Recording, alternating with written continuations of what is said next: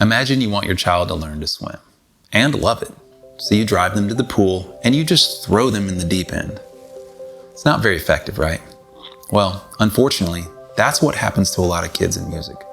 Parents encourage them to learn something musical, or they decide on their own they'd like to play an instrument.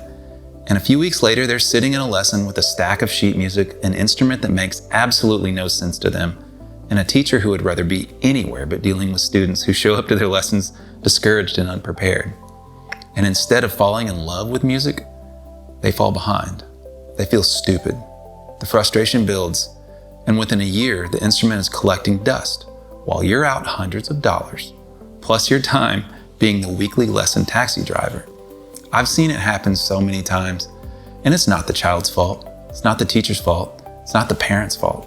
It's simply a missing foundation. Zion Lake Music Foundry exists to build that foundation.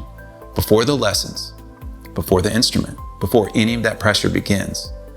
36 lessons that teach your child how to hear music, understand music, and feel at home in the world of music. So when they do sit down with an instrument for the first time, they're not starting from zero. They're starting with confidence because they've been empowered with music fundamentals.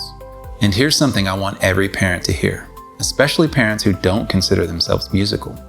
You don't have to play an instrument to be a part of this.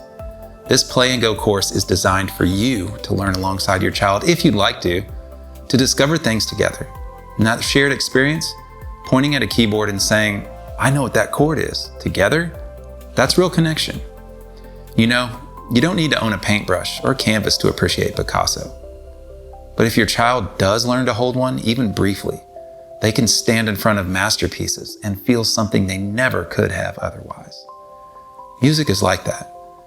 It's not about becoming a professional. It's not about recitals or awards or impressing people.